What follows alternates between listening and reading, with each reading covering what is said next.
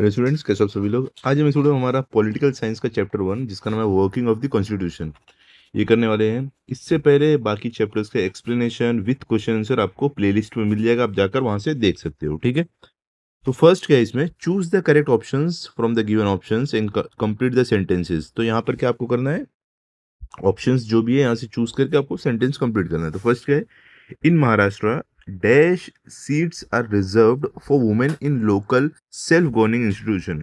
मतलब कि महाराष्ट्र में कितने सीट्स है जो वुमेन जो है उनके लिए रिजर्व है लोकल गवर्निंग इंस्टीट्यूशन में, लोकल सेल्फ गवर्निंग इंस्टीट्यूशन में। तो क्या है ऑप्शन, 25%, 30%, 40%, 50%। तो आपका आंसर क्या है, 50%।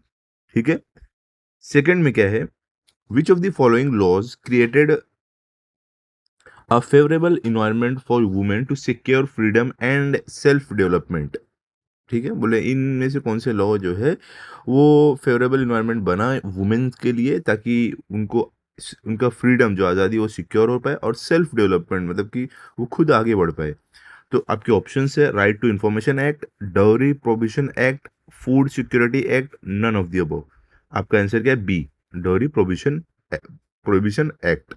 ठीक है, अब आगे क्या है, थर्ड में the essence of democracy is dash, universal adult franchise, decentralisation of power, policy of reservation of seat या जुडिशियल डिसीजन। तो आपका आंसर क्या है, B, decentralisation of power. Clear, अभी आगे आगे चलते हैं। यहाँ पर क्या है, सेकंड में state whether the following statements are true और false, give reasons for your answer. तो ट्रू या फॉल्स है बताना है विथ रीजन। ओके, तो फर्स्ट क्या है, Indian democracy is considered the largest democracy in the world. मतलब कि हमारी जो इंडिया की डेमोक्रेसी है वो वर्ल्ड की लार्जेस्ट डेमोक्रेसी मानी जाती है। तो ये ट्रू है क्योंकि हम अराउंड 1.4 बिलियन लोग हैं एक कंट्री में, कई कंट्री की पॉपुलेशन इतनी नहीं रहती है, तो इसके लिए एक तरीके से हम वर्ल्ड के लार्जेस्ट डेमोक्रेसी है। ये ट्रू है और आंसर इसका रीजन क्या है, India has universal adult franchise.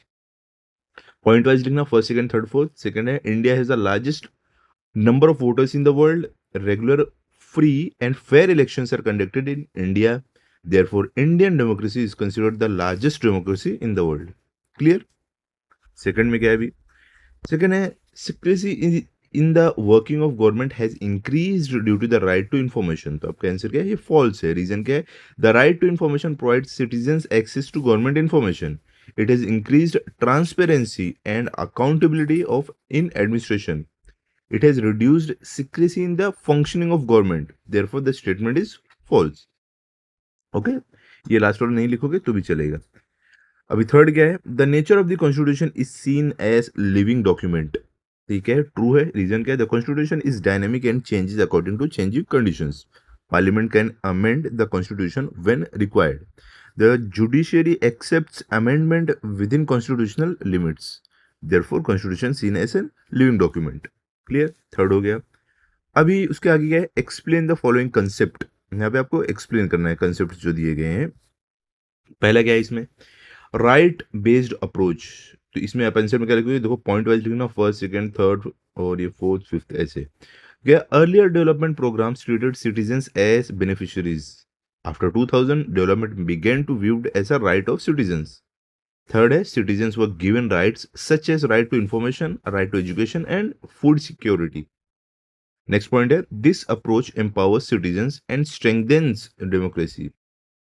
Next, it increases government accountability towards the people. Second क्या है, राइट टू इंफॉर्मेशन। इसमें भी पॉइंट वाइज आपको लिखना है। तो फर्स्ट क्या आएगा, द राइट टू इंफॉर्मेशन जिसका शॉर्ट फॉर्म है RTI act was an enacted in 2005। It gives citizens the right to obtain information from government officers. It promotes transparency and accountability in administration. It reduces secrecy in government functioning. It strengthens democracy by empowering citizens. Clear? Third में क्या है, women representation in Lok Sabha. तो इसमें answer में क्या आएगा, women were traditionally under presented in politics and public institution. Constitutional amendment reserved seat for women in self-government institution. The number of women MPs in the Lok Sabha has gradually increased. Increased representation enables women to participate in decision making. Greater participation of women strengthens democracy and social justice, ये complete इसका answer है। अभी आगे fourth है answer in brief. First क्या है, what are the effects of reducing voting age from 21 to 18। इसमें क्या लिखा, young citizens go to the right to vote at the age of 18 years. Political participation of youth increased. New political parties and leaders emerged with the support of young voters. Democracy became more inclusive and representative. India became stronger and as a democratic nation. ठीक है। अब second में क्या है, what is meant by establishment of social justice? Point wise, first, social justice means removing conditions that cause inequality and injustice. It ensures equality of dignity and opportunity for all citizens. It opposes discrimination based on caste, religion, language, gender, race, or place of birth. It aims at creating an inclusive and equitable society. Last, it promotes equal opportunities for development. Clear? Third, which decision of the court has resulted in protection of honor and dignity of women? तो इसमें answer में क्या रहेगा, several judicial decisions have protected the honor and dignity of women. The court has upheld women's right and equality. Decision against domestic violence, sexual harassment, and discrimination have strengthened women's dignity. Such judgment have made protection of women's rights more effective. Clear? आगे भी क्या है, अभी देखो ये projects के कुछ question हैं जो प्रोजेक्ट आपको एक्सरसाइज के लास्ट में दिया गया है, तो उसके बारे में मैंने यहाँ पर सैंपल में दिया है, इसे आप लिख सकते हो। क्या है, which information can be secured with the help of right to information, find out with the help of your teachers. Sample answer कैसे आप लिख सकते हो, आप अपना आंसर भी लिख सकते हो, मैं सिर्फ सैंपल आपको दिखा रहा हूँ। Information about government schemes, detail of government expenditure, तो ये सब क्या है, आप इन्फॉर्मेशन निकाल सकते हो ये सब। Information regarding public works and projects, recruitment of and selection procedures, record maintain by government departments, ये सब इन्फॉर्मेशन आप निकाल सकते हो। ठीक है।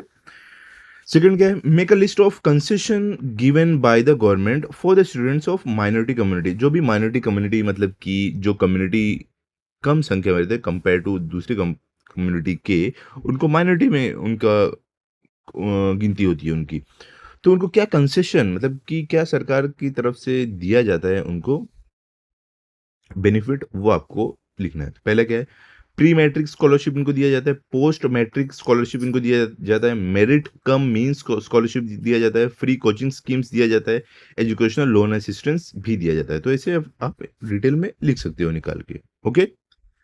अब थर्ड में क्या है, visit the official website of national election commission and collect more information about it.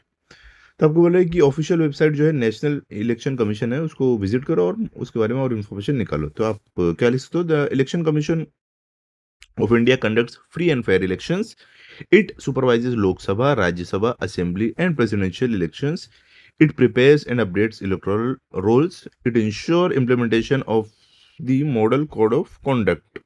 ठीक है, तो ये हो गया थर्ड। अभी चलते हैं हम फोर्थ में, जो इस चैप्टर का लास्ट है। क्या है, take an interview of women representative from local self governing institution from your area.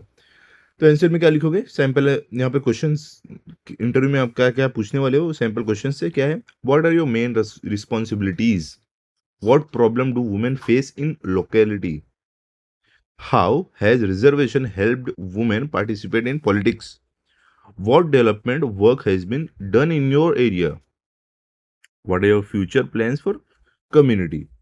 तो इस तरीके से आप क्वेश्चंस फ्रेम करो, और चाहिए तो आप एक इमेजिनरी एक इंटरव्यू करके आप क्या आंसर्स एक्सपेक्टेड है वो लिख सकते हो। तो एक्चुअल में आप कर सकते हो, अगर करना है तो वो भी कर सकते हो।